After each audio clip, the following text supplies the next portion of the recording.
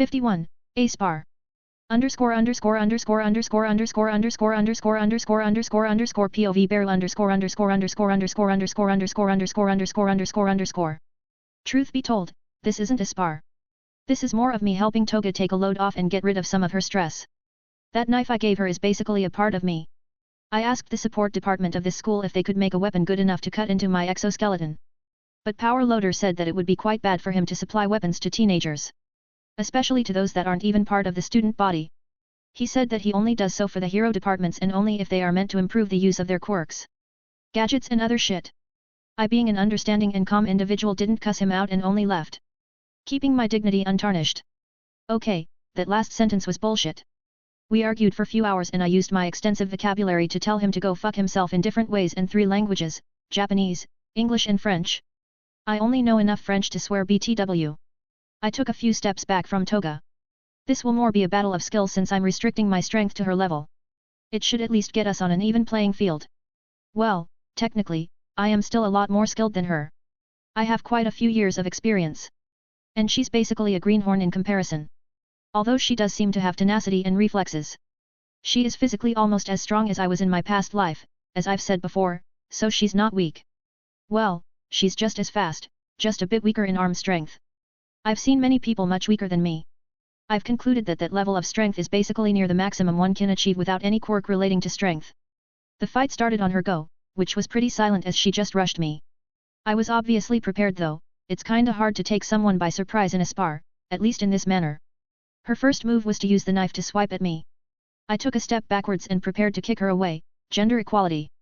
But she was expecting that, it seems. She reacted quickly and dodged underneath my leg, preparing to stab me on the side. She's quite a bit shorter than me, but I did aim for her head with that kick, so it isn't that surprising.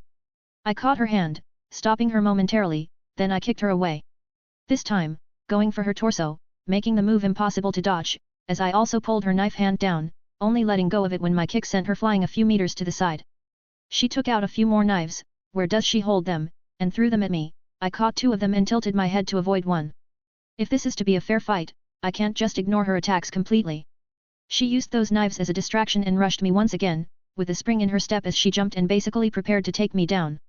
Being in the air didn't give her much room for maneuvering though. Which made me just grab her by the leg and throw her to the side. However, in that short exchange, she also managed to put a small cut on my arm. It barely reached my muscles, but it still left some blood on her blade. She managed to use the momentum of my throw to turn around in the air and land properly. Not taking much damage at all. Impressive. I've no reason to lie. Maybe I underestimated her a bit more than I should have. But, it's hard not to, she's a 16-year-old girl for fuck's sake. My wound still healed instantly, but her smile got large again as she licked off the blood from the blade. Careful not to cut yourself, I said as I threw one of the knives I had previously cut back towards her. I aimed it at her arm, but she managed to take a step to the side, barely avoiding it as it only cut a bit of her uniform. I threw the other knife in the air and rushed her. I am usually an offensive fighter after all. I took a boxing stance, sending a few quick jabs towards her as I was rushing in. She raised her arms to in a guard, but it was obviously sloppy. I could easily punch through it with a straight. These were just a few quick jabs though. She did manage to avoid some of them. Only 2 of them hit, one on her guard, and one on her stomach. It made her gasp for air for a second. I used that opening to send a right hook behind her guard. It hit her on the side of the head as she was sent tumbling towards the ground again. She also raised her knife as she was falling, managing to get a small cut on my shoulder. Overall, we are mostly trading wounds, although she'd have a lot fewer chances if I fought more aggressively. She rolled on her back and looked at me with excitement. Did she think I wasn't going to injure her or something? She does look surprised, not in a bad way though. I won't give her any lasting injury, obviously, but taking it too easy on her would be a bit disrespectful to do in a spar. Especially since I am the one that proposed it in the first place. Her smile got wider and wider throughout the fight as it continued for around 30 more minutes. By the end of it, she managed to get quite a few cuts on me, but it was always just small opportunistic and shallow cuts. They were also healed instantly. But I was more referring to the zones that the injuries were made in. She wouldn't have been able to make any lasting damage even if I couldn't regenerate. While she was filled with bruises and she was resting on the ground. Her smile didn't leave her face, even as she was breathing heavily. You fought well, I said as I patted her head a bit. I also laid on the ground right beside her, out of politeness. She wrapped me in a hug again. This is quite weird since I thought she wouldn't have much strength left, but she seems energetic enough.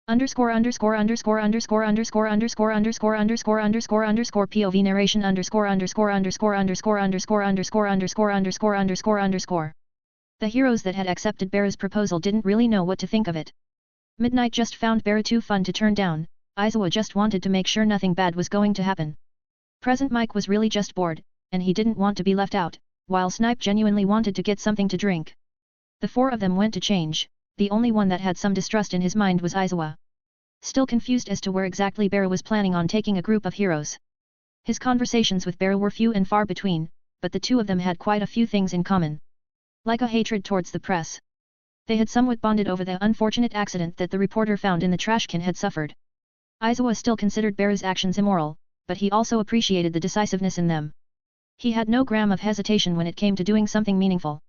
Just like he had accepted Nizu's proposal almost instantly, sure, he had made his own terms, but it was a lot better than the response Nizu was expecting. All of the teachers were gathered there to try and pacify him just in case he got violent. It was unlikely, but his upbringing made Nizu consider that possibility. They had no delusion of actually being able to fight the insectoid. He was far stronger than anyone in the room, without proper planning, even if they ganged up on him, they would never achieve anything. But that wasn't really all that important, everyone in the room also appreciated his quick attempt as lessening the atmosphere. There was a lot to do, but insisting on a day of relaxation for all of them was appreciated. The heroes didn't take long to get dressed in casual clothing. Nemuri being the last one to finish, makeup and shit. She reunited with the group outside of Nizu's office, they all looked at Beru expectantly. So, where are we going? She asked as she approached the confident Ant-Man. Little did she know Beru was not thinking 2 steps ahead of himself. Underscore underscore underscore underscore underscore underscore underscore underscore underscore underscore POV Beru underscore underscore underscore underscore underscore underscore underscore underscore underscore underscore. Ha, I have all of this planned out, totally. I just hope they won't outright want to go back.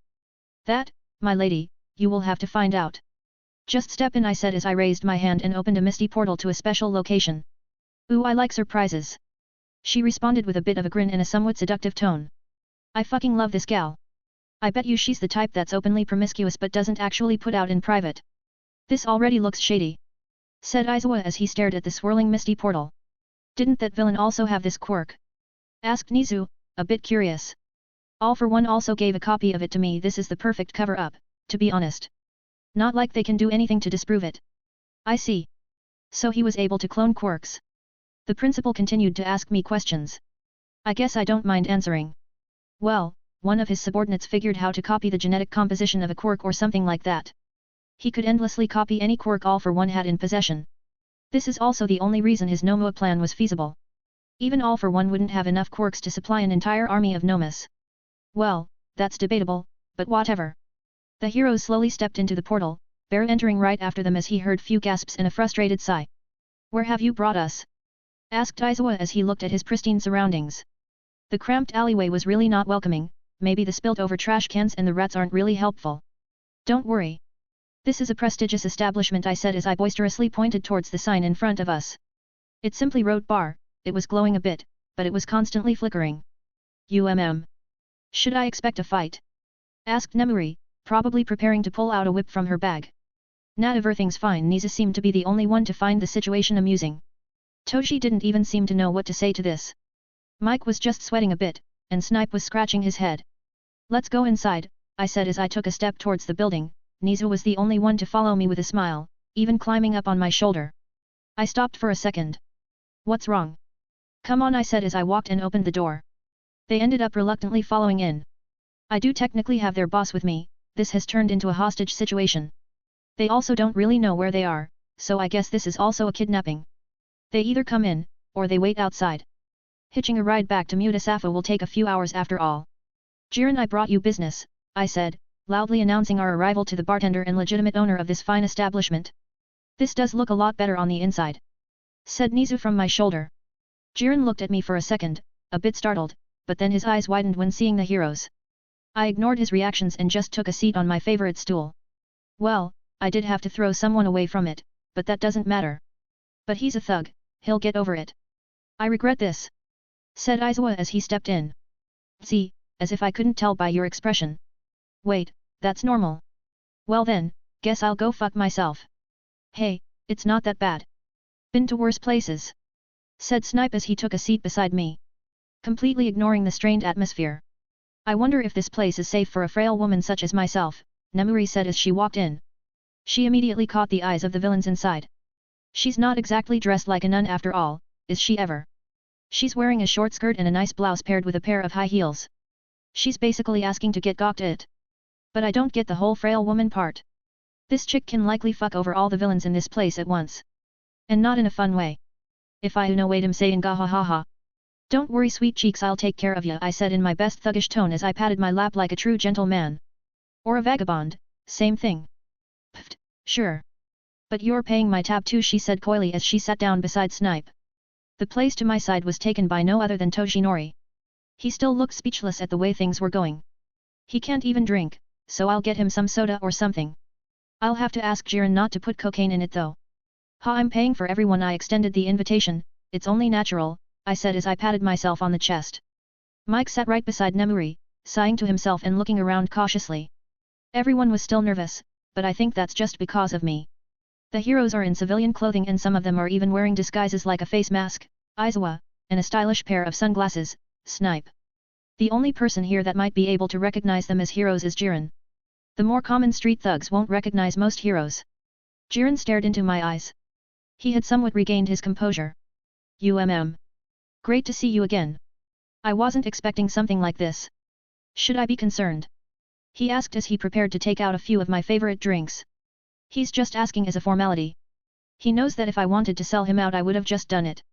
No, you're just my info broker anyway, you are a legal business owner with a good record, I said with confidence. He just half smiled as he heavily sweated. I can't believe I got roped into this. Toji finally uttered his first words. Nizu snickered a bit, as he ordered some whiskey. Nemuri chose some wine or champagne or something, Snipe chose vodka, mehman. Aizawa boringly asked for some water. Are you guys seriously considering getting drunk in a place like this? He asked with a raised eyebrow. We aren't considering it, we're doing it, said Mike as he patted his friend on the shoulder. Yeah, unwind a bit. Relaxing is good for you, said Snipe with his glass already raised. Don't be so stiff. I don't think I need to mention who said this and with what tone. It's Nemuri, and she's being flirty again. You guys are a bad influence, Aizawa said as he rested his head on the counter. Indeed. I must say, I wasn't expecting you to actually go through with this at first. But I can't say I hate it, Nizu said as he sipped whiskey from his shot glass. Well, what can I say? I'm full of surprises, I said as I raised my cocktail of all the hard stuff that Jiren had in stock. Are you sure that's safe to drink? Asked Toji as he stared at the strange concoction that I raised to my mouth. Maybe, I said as I sipped from it anyway. Toji just face-palmed. I mean, what's it gonna do? Poison me? Ha. I wouldn't recommend anyone else drink it, said Jiren as he stared at the green-yellowish substance in my pint. Nizu and Nemuri seemed to be quite amused by this. The night continued like that. Eventually, Toji also relaxed as the people around us stopped paying so much attention to us. Mike and Nemuri also eventually coerced Aizawa into having at least a beer. Miracle workers. Snipe drank a lot, but it seems his endurance is really good. He is only a bit tipsy, even though he pretty much matched me in volume. Nizu has been laughing and talking with Jiren and me most of the night. Eventually, Toji also joined the conversation. I talked with everyone, I also hit on Nemuri quite a lot. Honestly, I can tell she's not really all that interested. But it's fun, and as long as I'm not making her uncomfortable, I see no reason to stop. A thug eventually got the courage to approach Nemuri, but Snipe came in clutch and intimidated the shit out of him. This dude is brutal, putting a gun barrel in the guy's mouth. I didn't even know he brought a gun with him, and staring at him intently. The thug pissed himself, it was fucking hilarious. Although, I kinda wanted to see how Nemuri would respond to him. I wouldn't let it get out of hand though, she's a bit drunk. That's why Snipe intervened in the first place.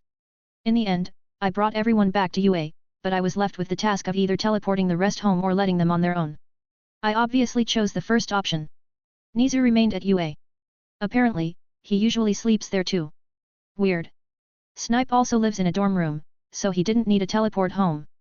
Aizawa's apartment wasn't that far, but he appreciated the ride. Toji said that he had fun, but told me to be more careful with the people I usually meet up with. He's probably referring to my relationship with Jiren and some of his lackeys. 1 or 2 blokes joined us eventually. I reassured him and told him to just rest easy for now. He was, much like myself, not drunk at all.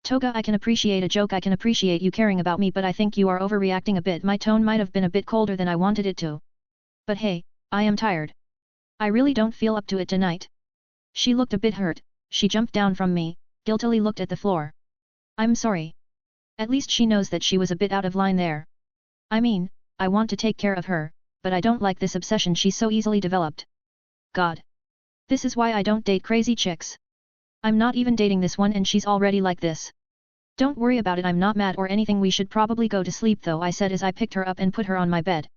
She just turned a bit red while I just lay right beside her.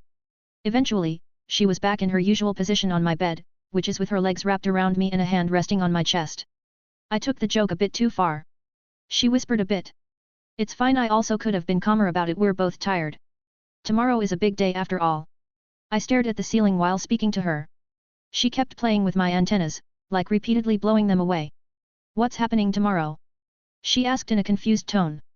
Did she forget that we will likely have to move tomorrow? The students come back, I probably won't be able to walk around the campus as freely, at least for tomorrow. Nizu will probably use the day to get in touch with that Hero Public Safety Commission. So I don't have to bother for long. Now that I think about it, I can always just walk around invisible. I see.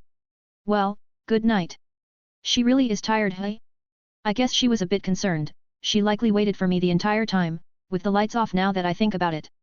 And just like that, she drifted off to sleep and I also rested for a few hours.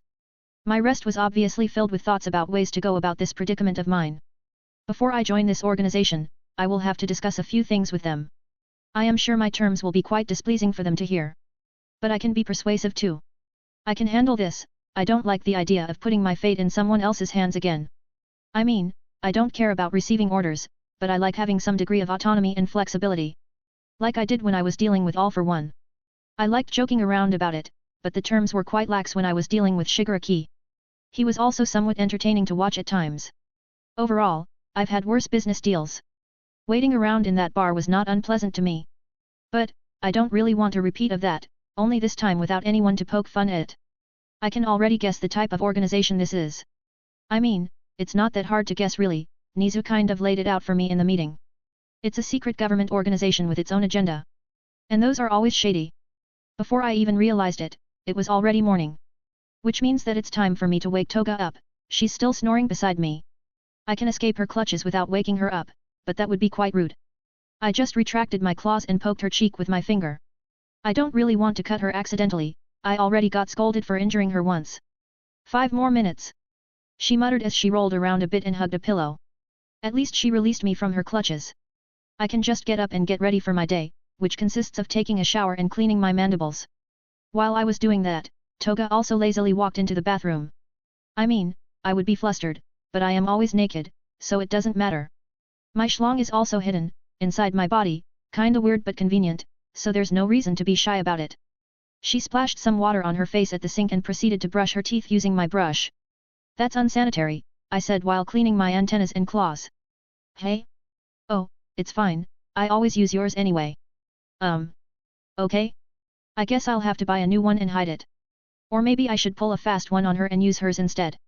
I like to take care of my dental health, used to do it at the bar too, well, hidden, but I still did it. By the way, your phone was buzzing earlier. She said as she took my toothbrush out of her mouth. Nizu gave me a phone, that he could use to contact me when I'm in the room. I don't have pockets, so he just gave me an old model and told me to keep it around the room. I'll pick it up later. I stepped out of the shower, Toga scooted a bit to the side and I stood beside her while taking her toothbrush and using it. No fair. I thought we were sharing one. She sounds a bit disappointed, but I don't want to do something like that. Maybe some other time, I said as I finished cleaning up my teeth quickly and went to call Nizu back. He's the only one that has my number. I ruffled her hair as I left, undoing her bangs as she stood there flabbergasted for a second or two. Then she angrily threw the toothbrush she was holding at my back. It just bounced on my back and landed on the floor. Shame, it was a perfectly good toothbrush. You jerk. She shouted as I closed the bathroom door. Clean that up later. I shouted back as I left. I reached the phone and called Nizu back. Our conversation was quite interesting though. Essentially, it all came down to completing our previous talk. Apparently, this guy didn't really sleep last night. He contacted the organization and set up a meeting for me. Apparently, it's this afternoon. I am to get ready and avoid getting seen by the students for now.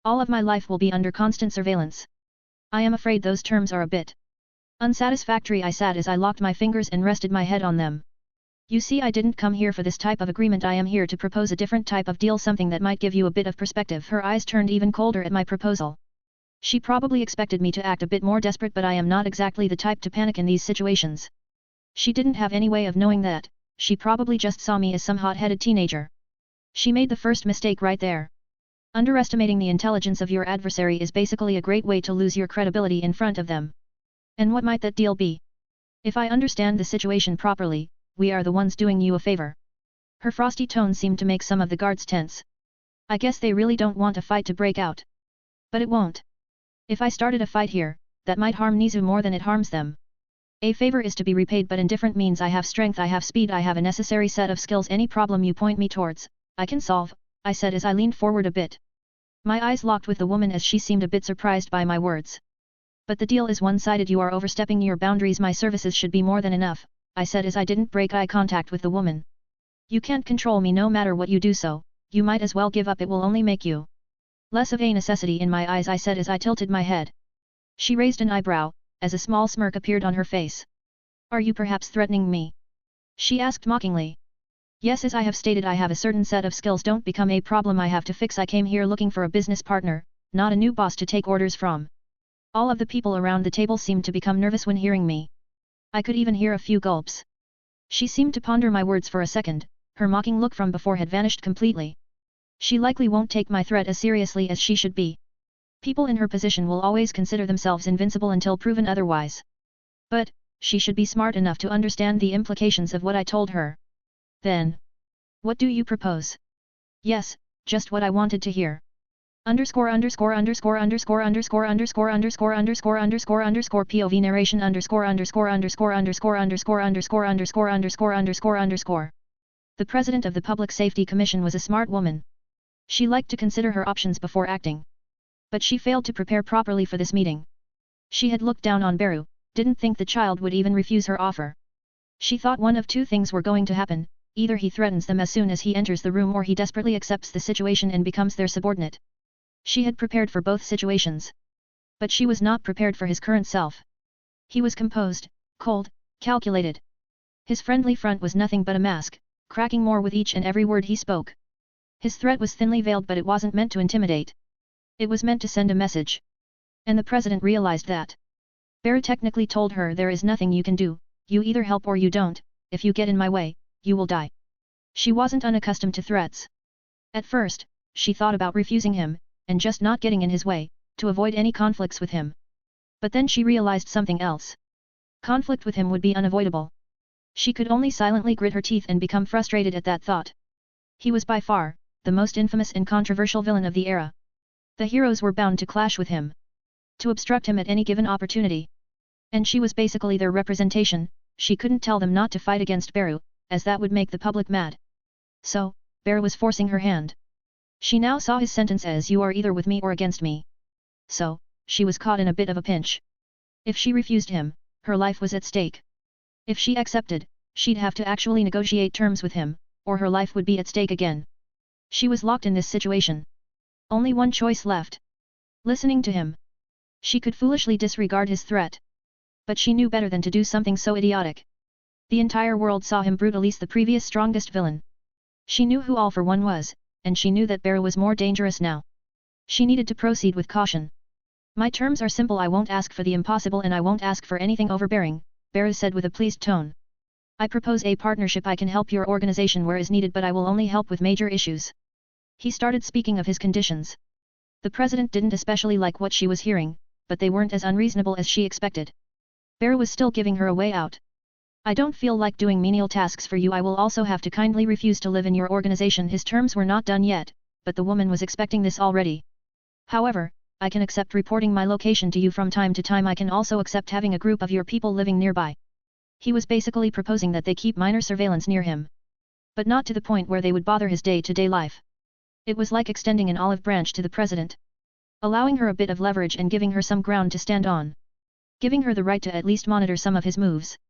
Beru made this move to sweeten the deal with the organization. He didn't actually care about being checked on from time to time. It was not 24/7 surveillance,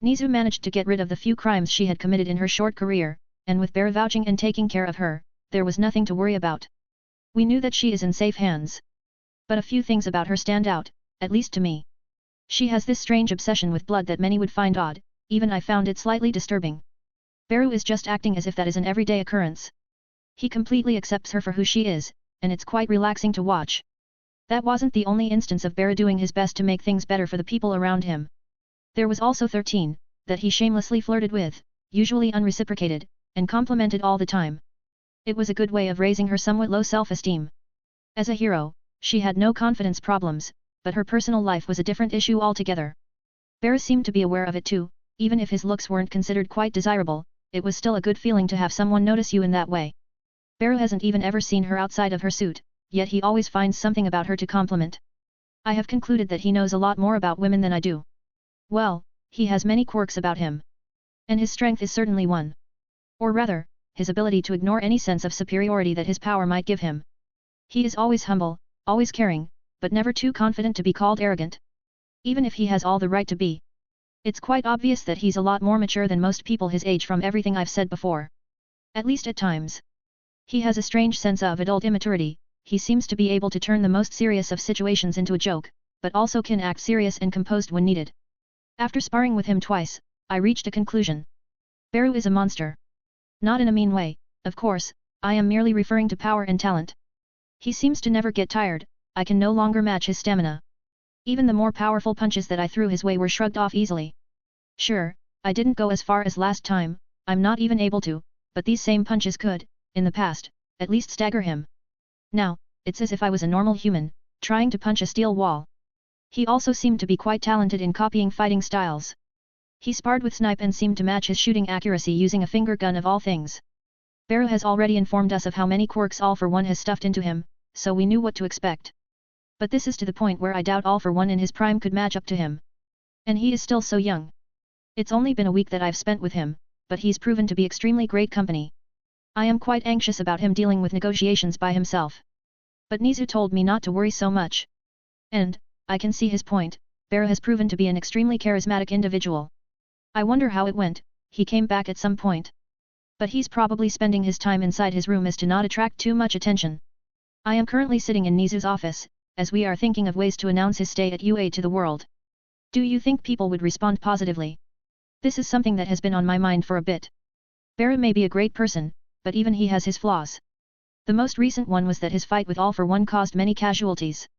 It's regrettable, but I can't hold it against Beru. I don't know how many chances we would have gotten to take All For One out otherwise. It seems Beru waited a lot to even gain that opportunity. Patience that wouldn't be expected from a teen. But, I've yet to see him show much remorse for those killings. I've also not asked him about it. Why? Well, I fear his answers. Does he not see human life as something important? Did he pin all of the blame on All For One in his mind? Both were possibilities. I think some backlash will be present. I think it's better to wait and consult with the President of the Public Safety Commission about this. Nizu seems to be quite certain of this. I know to trust his judgment after this many years. On another note. Should we talk about what happened yesterday? Going out drinking into what is clearly a den of villains was not something I thought I'd do with my Sunday night. But I did it anyway. And I even had fun. The unsavory sorts all seemed to avoid us like the plague when they saw Beru. Well, there was that one guy, but Snipe sorted him out, a bit aggressively. There isn't much to talk about. Beru wouldn't have brought us there if it was filled with hardened criminals. It was just filled with harmless thugs. Well, at least for us. He took a sip of his small coffee mug. Still. It's a bit sad to see him so friendly with villains. It keeps reminding me of what he's been through, and making me wonder if he's truly a safe individual. This is a concern I've had ever since. I just can't help thinking about it.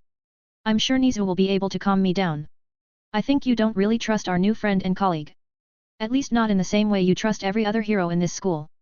You think of him as if he was a ticking time bomb. His words make me feel shame.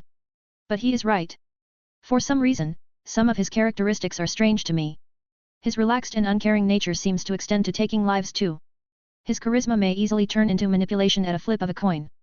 His power could easily be used to start a new crime empire, much like All For One's, and rule over Japan from the shadows. Maybe it's because of all of these factors, that I find things concerning. I didn't think I'd see things this way when I met him. I was just happy at seeing him healthy.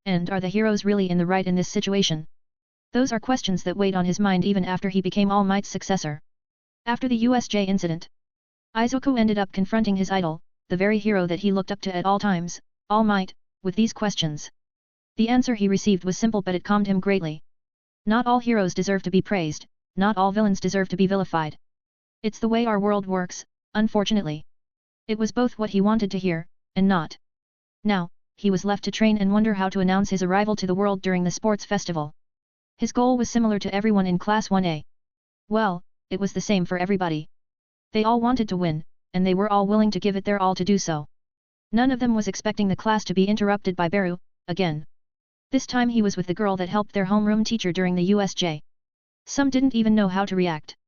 The teachers, Cementos, Ectoplasm, and Izawa just seemed to be sweating a bit. Jiro could slightly hear Izawa mutter something under his breath, that idiot. It made her chuckle a bit, which made some of her classmates look at her oddly. Oh, I didn't know this place was in use, said the villain while staring at the classroom. Everyone could see Izawa face palm. As he approached the villain, everyone relaxed visibly when seeing that their teacher was not preparing to fight the villain.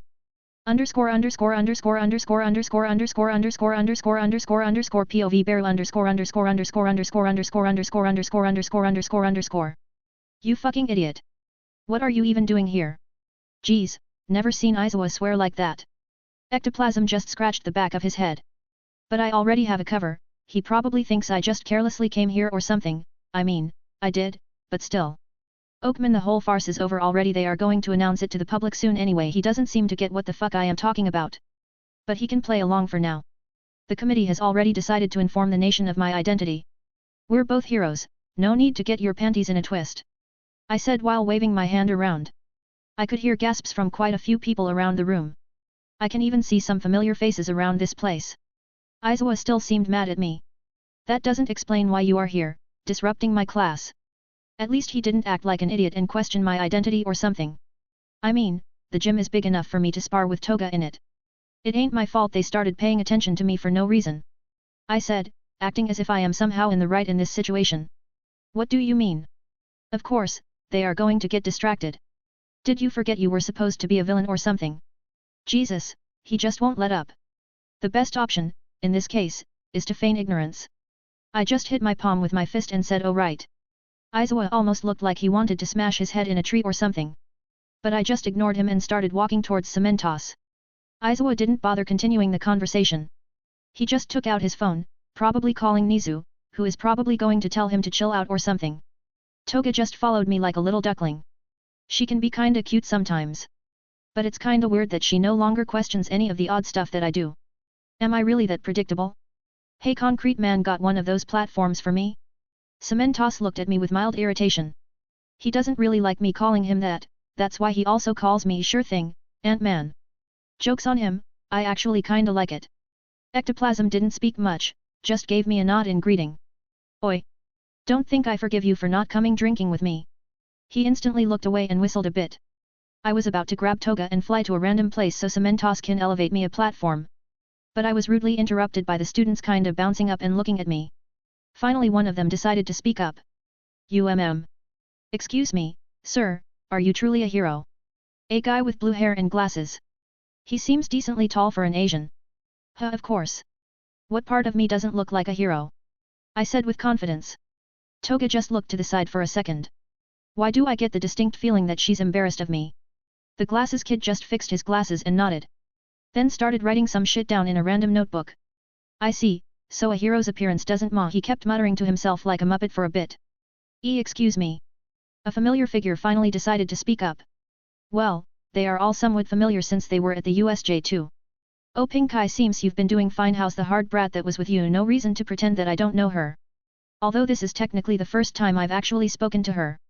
She seemed to perk up a bit when hearing me. You remember us? That's awesome. No need to get excited, you're like, one of the 3 people I ever saved, maybe a bit more, but still a small group. Not a big deal, I said. Then a weird short brat started speaking out. Wait. You know him? Isn't he supposed to be like a supervillain or something? Geez, at least I've got an announcement board with my past on it near me. Didn't you hear that he's a hero? It's not that big of a deal. Great, they can keep arguing with each other.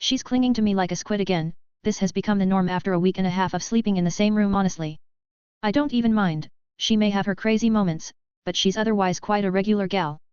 Not much difference between her and some of the other kids I saw around. To wake her up, I always have to get creative. Physical contact with me seems to have a strange effect on her. I can poke her cheeks and pull them till they come off and she will still be sleeping. So, the best way to wake her up is to warp out.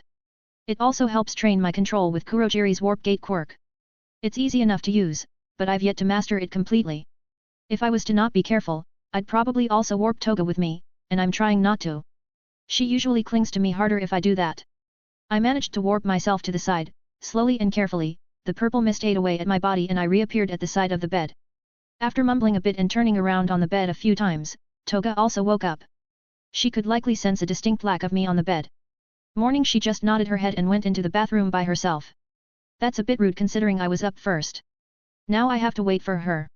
Or I could just go eat first. It's still early so there can't be all that many students around. Spoiler, I picked the second option. I made my way towards the canteen. Lunch rush is usually already prepared at this hour, so I don't need to worry about starving. I think it's because students sometimes choose to live in the dorms at school. Not everyone does that, however, as most prefer just picking an apartment nearby. So anyway, there I was, making my way towards the canteen when I ran into Pinky. And Jesus, that's probably the shittiest nickname I ever gave anyone.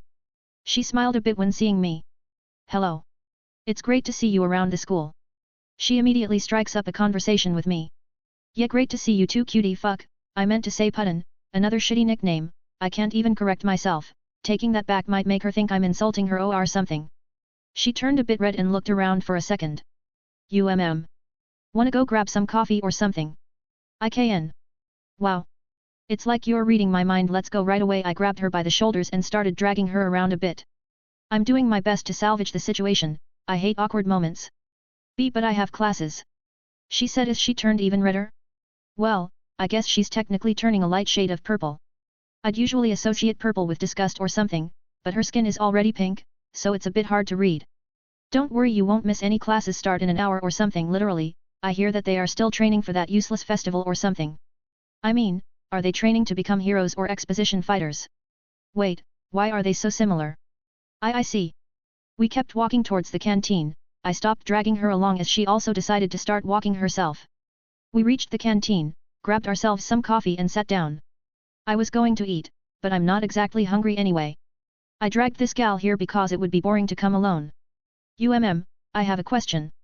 She's the first one that broke the silence, speaking up while looking at me for a bit.